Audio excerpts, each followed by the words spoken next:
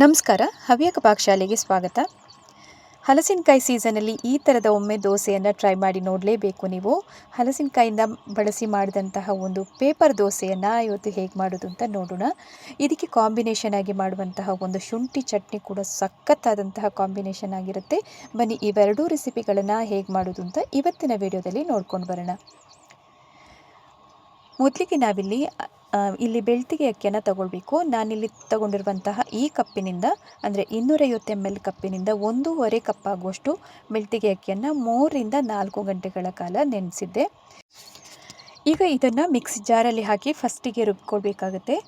ನಾವೀಗ ನೀರು ದೋಸೆಗೆಲ್ಲ ಹಿಟ್ಟನ್ನು ಯಾವ ಥರ ರುಬ್ಕೊಳ್ತೀವಿ ನೋಡಿ ನೈಸಾಗಿ, ಅದೇ ಥರನೇ ಇದನ್ನು ಕೂಡ ರುಬ್ಕೊಳ್ಳೋದು. ಸ್ವಲ್ಪ ನೀರನ್ನು ಹಾಕಿದರೆ ಸಾಕಾಗುತ್ತೆ, ಜಾಸ್ತಿ ನೀರನ್ನು ಹಾಕೋದಕ್ಕೆ ಹೋಗಬೇಡಿ. ಹಲಸಿನಕಾಯಿ ದೋಸೆ ಅಂತ ಆಗಿರೋದ್ರಿಂದ ಈಗ ನಾನು ಇಲ್ಲೊಂದು ಸ್ವಲ್ಪ 1/4 ಕಪ್ ಆಗುವಷ್ಟು ನೀರನ್ನು ಹಾಕ್ಕೊಂಡಿದ್ದೀನಿ. ನೋಡ್ತಿರ್ಬೋದು ನೀವೀಗ ನೀರು ದೋಸೆಯಷ್ಟೇ ಹದವಾಗಿ ನೋಡಿ, ಅಷ್ಟೇ ನೈಸಾಗಿ ರುಬ್ಕೊಂಡು ತಂದಿದ್ದೀನಿ. ತುಂಬಾ ನೈಸ್ ಮಾಡ್ಕೊಳ್ಬೇಕು ನೋಡಿ, ಇಷ್ಟು ನಯವಾಗಿ ರುಬ್ಕೊಂಡಿದ್ದೀನಿ. ರುಬ್ಬಿ ಇಟ್ಟಂತಹ ಈ ಮಿಶ್ರಣವನ್ನು ಒಂದು ಪಾತ್ರೆಗೆ ಹಾಕ್ಕೊಳ್ಳೋಣ. ನಂತರ ಅದೇ ಮಿಕ್ಸಿ ಜಾರಿಗೆ ಒಂದು ಸ್ವಲ್ಪ 1/4 ಕಪ್ ಆಗುವಷ್ಟು ನೀರನ್ನು ಹಾಕಿದರೆ ಸಾಕಾಗುತ್ತೆ, ಜಾಸ್ತಿ ಹಾಕೋದು ಬೇಡ. ಅದೇ ಮಿಕ್ಸಿ ಜಾರಿಗೆ ಹಾಕ್ತಾಯಿದ್ದೀನಿ. ನಂತರ ಇದರ ಹಿಟ್ಟಿನ ಹದವನ್ನು ನಾನೀಗ ತೋರಿಸ್ತೀನಿ. ನೀರು ದೋಸೆ ಹಿಟ್ಟಿನಷ್ಟು ನೀರಾಗೋದು ಬೇಡ, ಸ್ವಲ್ಪ ದಪ್ಪಕ್ಕೇ ಇರಬೇಕಿದು. ನೋಡಿ ಈ ಥರ ಇಷ್ಟು ದಪ್ಪಕ್ಕಾಗಿ ಮಾಡ್ಕೊಂಡಿದ್ದೀನಿ. ಇದನ್ನು ತೆಗೆದೀಗ ಒಂದು ಸೈಡಲ್ಲಿ ಇಟ್ಟಿರೋಣ. ನಂತರ ನಾವಿದಕ್ಕೆ ಹಲಸಿನಕಾಯಿಯ ತೊಳೆಗಳನ್ನು ತಗೊಂಡಿದ್ದೀನಿ ಇಲ್ಲಿ. ಈಗ ನೋಡಿ ನಾನಿಲ್ಲಿ ಸರಿಸುಮಾರು ಒಂದು 50 ರಿಂದ 60 ಆಗುವಷ್ಟು ಅಂತ ಹೇಳ್ಬೋದು. ನೀವು ನಿಮ್ಮ ಮನೆ ಮೆಂಬರ್ಸಿಗೆ ಅನುಗುಣವಾಗಿ ಇದನ್ನು ತಗೊಳ್ಬೋದು. ಹಲಸಿನಕಾಯಿ ಕೆಲವೊಂದು ಸತಿ ಎಲ್ಲ ಹಲಸಿನಕಾಯಿಗಳನ್ನು ದೋಸೆಗೆ ಹಾಕ್ಕೊಳ್ಳೋದಕ್ಕೆ ಬರೋದಿಲ್ಲ. ನೀವು ನೋಡ್ಕೊಳ್ಳಿ. ನಾನಿಲ್ಲಿ ತಗೊಂಡಿರುವಂಥದ್ದು ತುಳುವೆ ಹಲಸಿನಕಾಯಿ ಅಂತ ಬರುತ್ತೆ, ಅದರಲ್ಲೇ ಈಗ ದೋಸೆಯನ್ನು ಮಾಡ್ತಾಯಿದ್ದೀನಿ.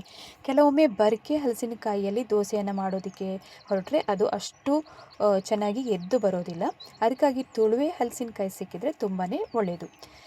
ಈಗ ಅದೇ ಮಿಕ್ಸಿ ಜಾರನ್ನು ತಗೊಂಡು ಅದಕ್ಕೆ ಅರ್ಧ ಕಟ್ ಮಾಡಿ ಈಗ ಹಾಕ್ಕೊಳ್ತಾ ಇದ್ದೀನಿ. ರುಬ್ಬೋದಕ್ಕೆ ಸ್ವಲ್ಪ ಸುಲಭ ಆಗಲಿ ಅಂತ ಅಷ್ಟೇ ನಾನೀಗ ಕಟ್ ಮಾಡಿ ಹಾಕ್ಕೊಳ್ಳುವಂಥದ್ದು.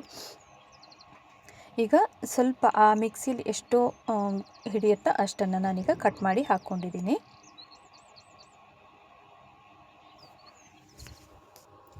ನೋಡಿ ಇಷ್ಟಾದ ನಂತರ ಇದಕ್ಕೆ ನಾವೀಗ ಇನ್ನು ರುಬ್ಬಿ ಇಟ್ಟಂತಹ ಅಕ್ಕಿ ಹಿಟ್ಟು ಏನಿದೆ ನೋಡಿ ಅದನ್ನೇ ಹಾಕ್ಕೊಳ್ಬೇಕು. ಎಕ್ಸ್ಟ್ರಾ ನೀರನ್ನು ಹಾಕಿ ನೀರನ್ನು ಮಾಡ್ಕೊಳ್ಳೋದಕ್ಕೆ ಹೋಗಬಾರ್ದು. ಈ ಹಲಸಿನಕಾಯಿ ಏನಾಗುತ್ತೆ ಅಂತಂದರೆ ಒಮ್ಮೊಮ್ಮೆ ದೋಸೆ ಎದ್ದು ಬರೋದಿಲ್ಲ. ಅದಕ್ಕೋಸ್ಕರ ಹೀಗೆ ಮಾಡೋದ್ರಿಂದ ನಿಮಗೆ ತುಂಬ ಚೆನ್ನಾಗಿ ದೋಸೆ ಹಿಟ್ಟು ಕೂಡ ರೆಡಿ ಆಗುತ್ತೆ. ಈಗ ರುಬ್ಬಿ ಇಟ್ಟಂತಹ ಅಕ್ಕಿ ಹಿಟ್ಟಿನ ಮಿಶ್ರಣದಲ್ಲಿ ಸ್ವಲ್ಪ ಅಷ್ಟೇ ಹಾಕ್ಕೊಂಡಿದ್ದೀನಿ. ರುಬ್ಬೋದಕ್ಕೆ ಎಷ್ಟು ಬೇಕು ಅಷ್ಟನ್ನು ಹಾಕ್ಕೊಂಡು, ಮತ್ತು ಅಕಸ್ಮಾತ್ ನಿಮಗೆ ನೀರೆಲ್ಲಾದರೂ ಬೇಕು ಅಂತಂದರೆ ಆ್ಯಡ್ ಮಾಡ್ಕೊಳ್ಬೋದು. ಸ್ವಲ್ಪ ಒಂದು 1/4 ಲೋಟದಷ್ಟು ನೀರನ್ನು ಹಾಕಿ ಮತ್ತೆ ರುಬ್ಕೊಂಡು ಕೂಡ ಬರ್ಬೋದು.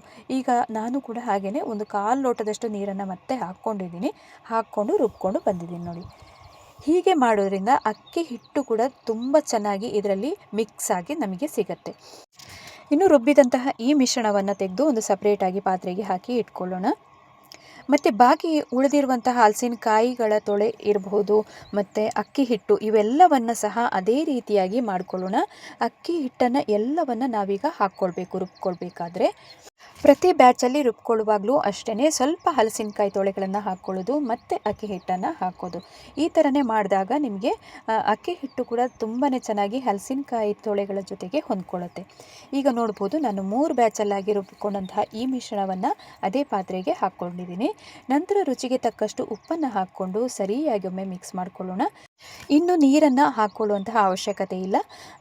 ಬೇಕಂದರೆ ನೀವು ಒಂದು ದೋಸೆಯನ್ನು ಮಾಡಿಕೊಂಡ ನಂತರ ನೀರನ್ನು ಹಾಕ್ಕೊಂಡು ಮಿಕ್ಸ್ ಮಾಡ್ಕೊಳ್ಬೋದು. ಯಾಕಂದರೆ ಒಮ್ಮೊಮ್ಮೆ ಜಾಸ್ತಿ ನೀರಾಯಿತು ಅಂತಂದ್ರೂ ಅಷ್ಟು ರುಚಿಯಾಗಿ ಬರೋದಿಲ್ಲ. ಈಗ ಒಂದು ಸೈಡಲ್ಲಿ ಇಟ್ಕೊಂಡಿದ್ದೀನಿ ಇದನ್ನು ಹಿಟ್ಟನ್ನು.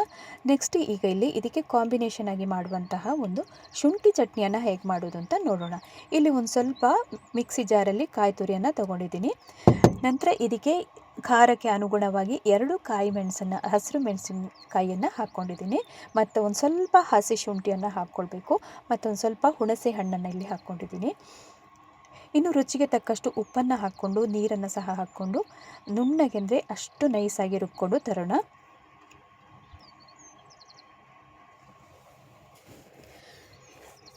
ಇನ್ನು ಇದಕ್ಕೆ ಮಾಮೂಲಿಯಾಗಿ ನಾವು ಒಗ್ಗರಣೆಯನ್ನು ಇದಕ್ಕೆ ಕೊಟ್ಕೊಂಡ್ರೆ ಆಯಿತು. ಸಾಸಿವೆ ಮತ್ತು ಮೆಣಸಿನ ಒಗ್ಗರಣೆಯನ್ನು ಕೊಟ್ಟಿದ್ದೀನಿ. ಈ ಥರದ ಹಲಸಿನಕಾಯಿ ದೋಸೆಗೆ ಶುಂಠಿ ಚಟ್ನಿ ಅಂತೂ ಸೂಪರ್ ಆದಂತಹ ಕಾಂಬಿನೇಷನ್. ಈಗ ಶುಂಠಿ ಚಟ್ನಿ ಕೂಡ ರೆಡಿ ಆಯಿತು. ಇನ್ನಿಲ್ಲಿ ದೋಸೆ ತವವನ್ನು ಬಿಸಿಗೆ ಇಟ್ಕೊಂಡಿದ್ದೀನಿ. ನಂತರ ಈಗ ನೋಡ್ಬೋದು, ಈಗ ಈ ಥರದ ಲೋಟವನ್ನು ತಗೊಳ್ಳಿ. ಸೈಡೆಲ್ಲ ನೋಡಿ ಈ ಥರ ಬೆಂಡಾಗಿರುವಂತಹ ಒಂದು ಲೋಟದಿಂದ ನಾವೀಗ ದೋಸೆಯನ್ನು ಹರಡ್ಕೊಳ್ಳೋಣ. ಹೋಟೆಲ್ನಲ್ಲೆಲ್ಲ ಯಾವ ಥರ ಮಾಡ್ತಾರೆ ನೋಡಿ, ಅದೇ ಥರನೇ ನಾವಿಲ್ಲಿ ಮಾಡಿದಾಗ ದೋಸೆ ಕೂಡ ಸೂಪರಾಗಿ ತೆಳುವಾಗಿ ಬರೋದಕ್ಕೆ ತುಂಬಾ ಹೆಲ್ಪ್ ಆಗುತ್ತೆ. ಈಗ ಒಂದು ಸ್ವಲ್ಪ ಹಿಟ್ಟನ್ನು ಹಾಕ್ಕೊಂಡಿದ್ದೀನಿ. ನಂತರ ಅದೇ ಲೋಟದಲ್ಲಿ ಈ ಥರ ಹರಡ್ಕೊಂಡ್ರೆ ನಿಮಗೆ ನೋಡಿ ದೋಸೆ ಎಷ್ಟು ತೆಳ್ಳಗೆ ಬರುತ್ತೆ ಅಂದರೆ ಪೇಪರ್ನಷ್ಟು ತೆಳುವಾಗಿ ಈ ಹಲಸಿನಕಾಯಿ ದೋಸೆ ಕೂಡ ಬರುತ್ತೆ. ನೋಡಿ ಅಷ್ಟು ಚೆನ್ನಾಗಿ ಇದನ್ನು ಹರಡ್ಕೊಳ್ಳೋಣ. ದೋಸೆ ನಾವೀಗ ಮಾಡಬೇಕಾದ್ರೆ ಸ್ಟಾರ್ಟಿಂಗಲ್ಲಿ ಉರಿಯನ್ನು ಆದಷ್ಟು ಕಡಿಮೆ ಇಟ್ಕೊಳ್ಳಿ, ಮತ್ತು ಅದನ್ನು ಮೀಡಿಯಮ್ ಉರಿಯಿಂದ ಒಂದು ಸ್ವಲ್ಪ ಜಾಸ್ತಿ ಇಟ್ಕೊಂಡು ಟರ್ನ್ ಮಾಡ್ತಾ ಇರಿ. ಈ ತವ ಏನಿದೆ ನೋಡಿ ಅದನ್ನು ಆಗಾಗ ಟರ್ನ್ ಮಾಡಬೇಕು. ಇಲ್ಲ ಅಂತಂದರೆ ಅದು ಮಧ್ಯಭಾಗದಲ್ಲಿ ಮಾತ್ರ ತೀರ ಕಪ್ಪಗಾಗಿ ಬ್ರೌನ್ ಕಲರಿಗೆ ಬರುತ್ತೆ, ಸುತ್ತಲೂ ಅಷ್ಟು ಚೆನ್ನಾಗಿ ಬೇಯೋದಿಲ್ಲ. ಇನ್ನು ಮೇಲಿಂದ ಒಂದು ಸ್ವಲ್ಪ ಎಣ್ಣೆಯನ್ನು ಹಾಕ್ಕೊಳ್ಬೋದು. ನಾನಿಲ್ಲಿ ಕೊಬ್ಬರಿ ಎಣ್ಣೆಯನ್ನು ಹಾಕ್ಕೊಂಡಿದ್ದೀನಿ.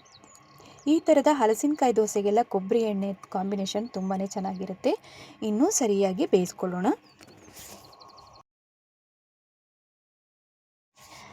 ಸ್ವಲ್ಪ ಹೊತ್ತು ಆರೋದಕ್ಕೆ ಬಿಡೋಣ, ಆವಾಗ ಇನ್ನೂ ಚೆನ್ನಾಗಿ ಬರುತ್ತೆ. ಅಂದರೆ ಇದನ್ನು ಕೆಲವೊಂದು ಹಲಸಿನಕಾಯಿ ಕೂಡ ಒಂದೊಂದು ಥರ ಇರುತ್ತೆ, ನೋಡಿಕೊಂಡು ನೀವು ಉರಿಯನ್ನು ಜಾಸ್ತಿ ಮಾಡ್ಕೊಳ್ಬೋದು. ಈಗ ನೋಡಿ ಒಂದನೇ ದೋಸೆಯನ್ನು ತೆಗೆದಿದ್ದೀನಿ, ಹೇಗೆ ಬಂದಿದೆ ಅಂತ ನೋಡ್ಬೋದು. ಪೇಪರ್ನಷ್ಟು ಅಷ್ಟೇ ತೆಳ್ಳಗೆ ಬಂದಿರುತ್ತೆ. ಇನ್ನೊಂದು ದೋಸೆಯನ್ನು ಸಹ ಅದೇ ರೀತಿಯಾಗಿ ಮಾಡ್ಕೊಳ್ಳೋಣ. ಒಂದು ದೋಸೆ ಮಾಡಿದ ನಂತರ ಸ್ವಲ್ಪ ಕ್ಲೀನ್ ಮಾಡ್ಕೊಳ್ಬೇಕು ಬಟ್ಟೆಯಲ್ಲಿ ಒರೆಸಿ. ನಂತರ ದೋಸೆ ಹಿಟ್ಟನ್ನು ತುಂಬ ಲೋ ಟೆಂಪರೇಚರನ್ನು ಇಟ್ಕೊಳ್ಳಿ, ಆವಾಗ ಹರಡೋದಕ್ಕೂ ತುಂಬ ಸುಲಭ ಆಗುತ್ತೆ. ಇಲ್ಲ ಅಂತಂದರೆ ಎದ್ಕೊಂಡು ಬರುತ್ತೆ, ಮೇಲೆ ಮೇಲೆ ಬರುತ್ತೆ. ಅದಕ್ಕೋಸ್ಕರ ನೋಡಿ ಈ ಥರ ಲೋಟದಿಂದ ಹೀಗೆ ಮಾಡಿ ಹಿಟ್ಟನ್ನು ಹರಡ್ಕೊಳ್ಳಿ. ಈ ಥರದ ದೋಸೆ ಎಲ್ಲ ಒಂದು 5ರಿಂದ 6 ತಿಂದರೆ ಅಷ್ಟೇ ಕಡಿಮೆ ಅಂತ ಹೇಳ್ಬೋದು.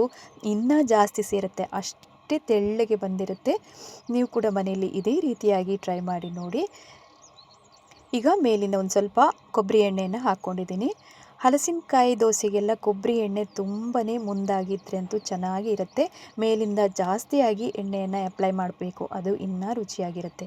ಈಗ ನೋಡಿ 2ನೇ ದೋಸೆಯನ್ನು ಕೂಡ ತೆಗೆದಿದ್ದೀನಿ. ನೋಡ್ತಿರ್ಬೋದು ನೀವೀಗ ಪೇಪರ್ನಷ್ಟು ತೆಳ್ಳಗೆ ಬಂದಿರುತ್ತೆ.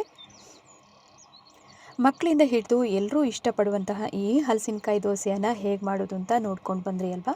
ಇವತ್ತಿನ ವಿಡಿಯೋ ನಿಮಗೆ ತುಂಬಾ ಇಷ್ಟ ಆಗಿರ್ಬೋದು ಅಂತ ಅಂದ್ಕೊಂಡಿದ್ದೀನಿ. ಇಷ್ಟ ಆಗಿದ್ದಲ್ಲಿ ಚಾನಲನ್ನು ಸಬ್ಸ್ಕ್ರೈಬ್ ಮಾಡ್ಕೊಳ್ಳಿ, ಹಾಗೆಯೇ ಪಕ್ಕದಲ್ಲಿರುವಂತಹ ಬೆಲ್ ಐಕಾನನ್ನು ಪ್ರೆಸ್ ಮಾಡೋದ್ರಿಂದ ನಾನು ಹಾಕಿರುವಂತಹ ವಿಡಿಯೋದ ಎಲ್ಲ ನೋಟಿಫಿಕೇಷನ್ ಕೂಡ ನಿಮಗೇ ಬರುತ್ತೆ. ಹವ್ಯಕ ಪಾಕಶಾಲೆಯಲ್ಲಿ ಈಗಾಗಲೇ ಹೊಸ ರೆಸಿಪಿಗಳನ್ನೆಲ್ಲ ಅಪ್ಲೋಡ್ ಮಾಡಿದ್ದೀನಿ. ಅವೆಲ್ಲವನ್ನು ಲಿಂಕಿಗೆ ಹೋಗಿ ನೋಡಿಕೊಂಡು ಸಪೋರ್ಟ್ ಮಾಡಿ ಅಂತ ಕೇಳ್ಕೊಳ್ತಾ ಇದ್ದೀನಿ. ಇವತ್ತಿನ ವಿಡಿಯೋಗೊಂದು ಲೈಕ್ ಕೊಟ್ಟು ಶೇರ್ ಮಾಡಿ ಸಪೋರ್ಟ್ ಮಾಡಿ ಅಂತ ಕೇಳ್ಕೊಳ್ತೀನಿ.